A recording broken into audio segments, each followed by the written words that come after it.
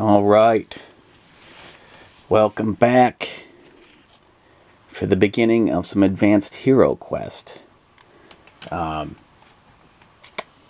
going to try to do as many videos as I can on the adventure. I'm not sure if I'm going to be able to get every single part of this adventure, but I'll try to put it together or do it in increments of like a highlighted series. So yeah, I did the rest of the heroes. Most of them are humans. These skills here, weapon skill, bow skill, strength, yada yada, they all, they use different kinds of dice, but some of them use like 6-siders, some of them use 8-siders, some of them use 4-siders, and you add a certain number that tells you to add, and then the total is on the right, and you add any modifiers later for armor and what have you. So it's kind of, there's a lot going on here. There's a lot of different strength, toughness, bravery. That's a new one for me. Intelligence, wounds, speed, fate points. You can use these points to evade a trap or get a reroll or something like that. Basically, they're like luck points. Equipment, you get so much gold in the beginning. You get a D4 times 10. And spells, you get 2 faith points that you can use on spells. Pick the spells there.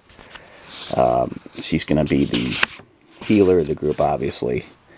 And she's got a hammer. The other human, I don't have names. They have to kind of survive this. They have to earn their names. Same thing, but he's just a fighter.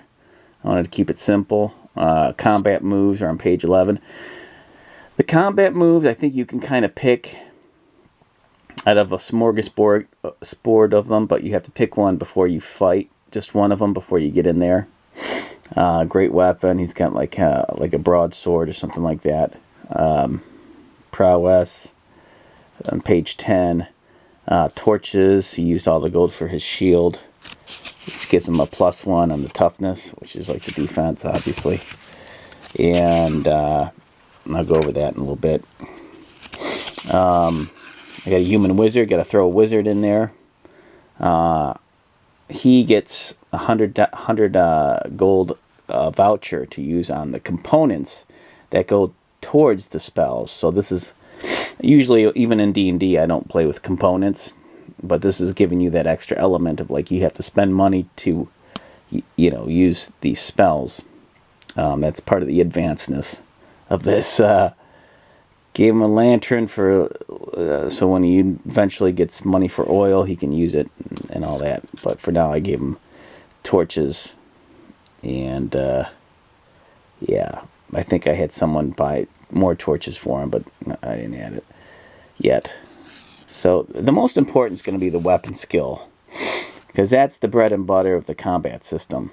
Your weapon skill has to trump theirs by using your number, subtracting 7, and hopefully that number is going to be, that combined with your roll is going to trump their weapon skill. I'll go over that a little bit more in a minute. Witch Hunter. My Witch Hunter died. He was the one I was trying Advanced Heroquest out, like the test version, and he died bad. At first, he got stuck in a man trap where he lost his leg, so I used a fate point to get him out of it, and so he was able to, redo it without getting his leg chopped off. And then he fought just a goblin by himself, and he fumbled, and the goblin got like 11s and 12s, and he just killed him. I even used a fate point. It's the last fate point, and no, it didn't work. So he sucked. So much for those Witchers, kids. The elf was a pretty strong one. The elf was going to be the wizard, but the bow skill was so high, it's like he's got to be like a ranger or a bowman or something. The elves get elven sense. Add 1 point to any rolls for the area you choose. So Not sure if I did that or not with him, but arrow 6, gold 80. Ooh. Well, I got to give him a bow and arrow. So, shoot, I forgot to do this. See, there's a lot you got to equip them all. He's got 80 gold, so I know he's got enough. Bow, it's a long bow. He's got arrows, and I'll give him like a short sword or something like that, just for the sake of expediency.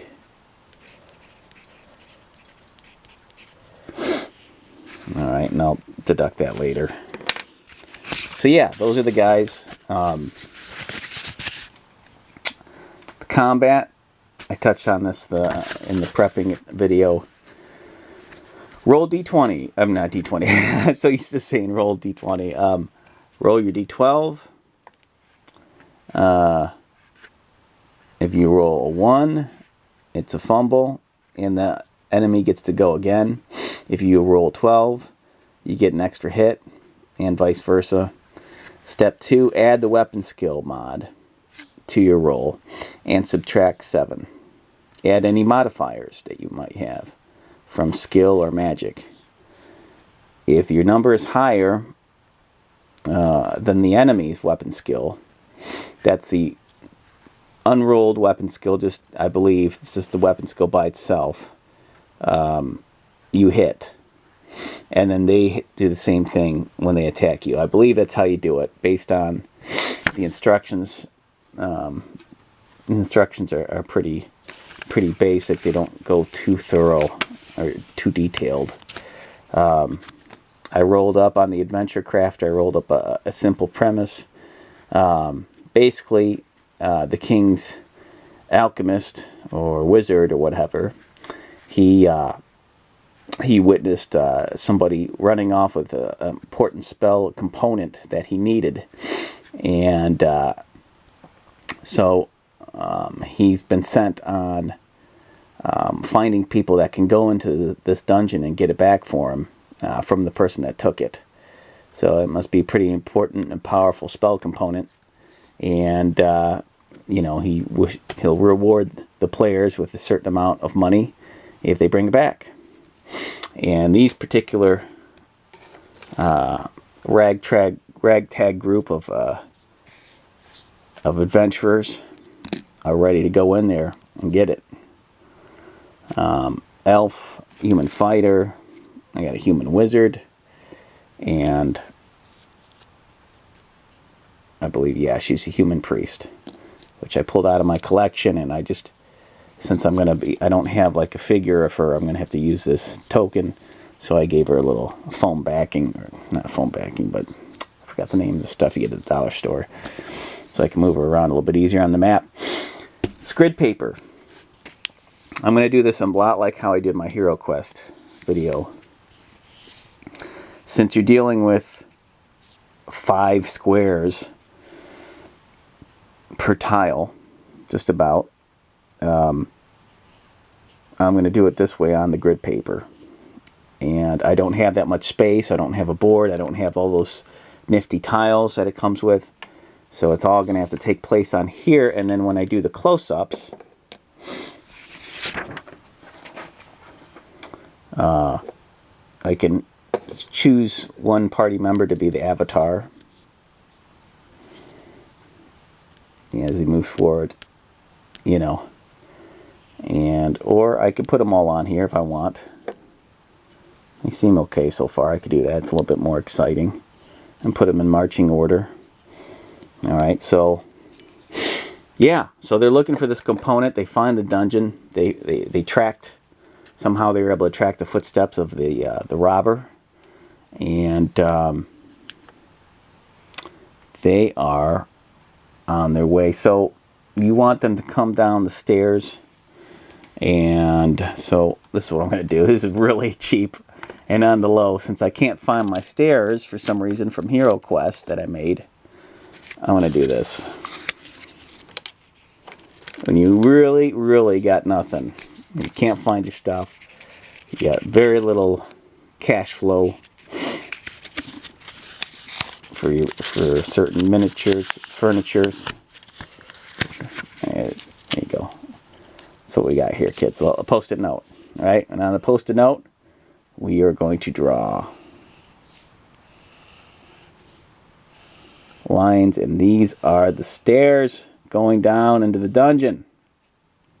Real simple, and I can do this.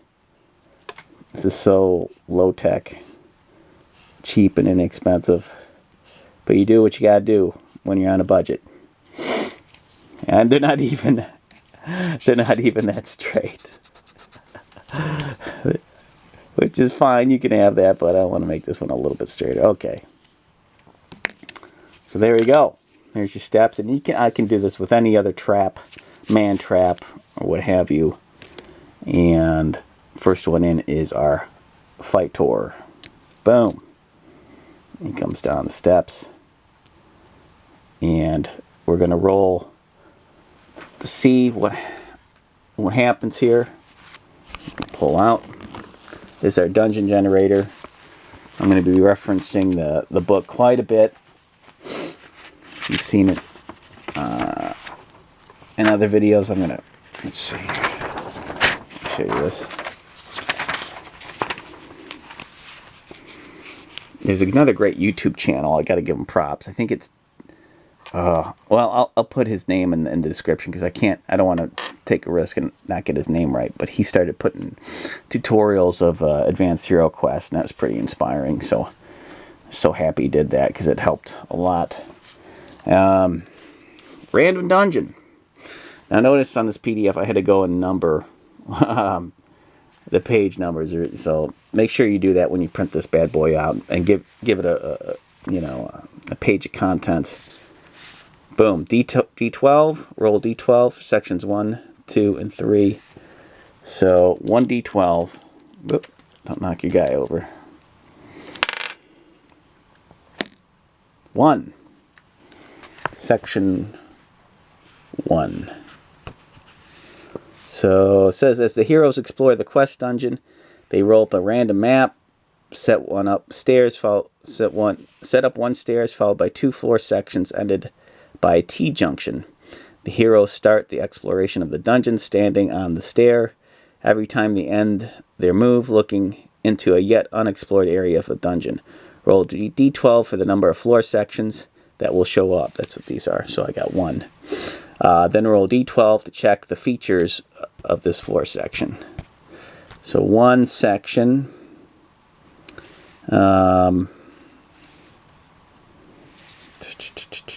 Hero start. Roll D12 for the number of floor sections.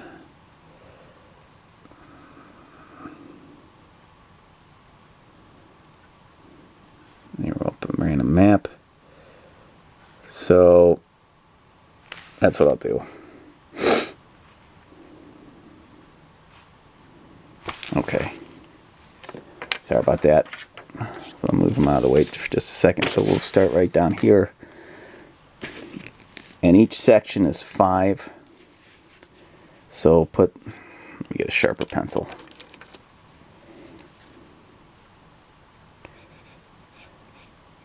This will be the stairs. The post-it note stairs. And it goes down 1, 2, 3, 4. 1, 2, 3, 4, 5. And then it opens up in a T.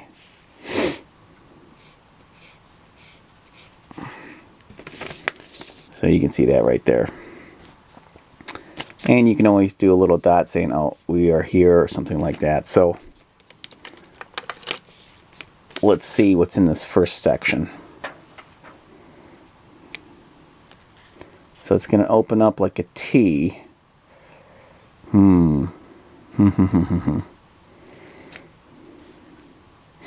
What I could have done, I should have made a wall. This is what I'll do. I'm going to use a card up here for part of the wall, part of the T wall. Well, it's not. I got to put something underneath it. I'll put some more cards underneath it so it stays level. It's low tech here, kids. Alright. So there it is. That's our wall. It extends however long. And let's see, 1, 2, 3, 4, 5. Let's put it right. Stairs are actually right here. 1, 2, 3, 4, 5. 5. So let's see what's in this though before he moves up. I gotta be careful about that. I don't want to move into a trap. So let's see. One section. Let's see what we got in here. 2d12.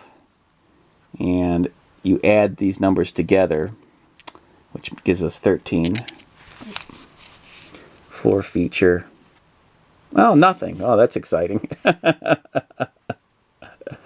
And yeah, see how these are numbered 2 to 15 and 16 to 24, because it's 12 on each one. It adds up to a total of 24. So we got a whole lot of nothing here.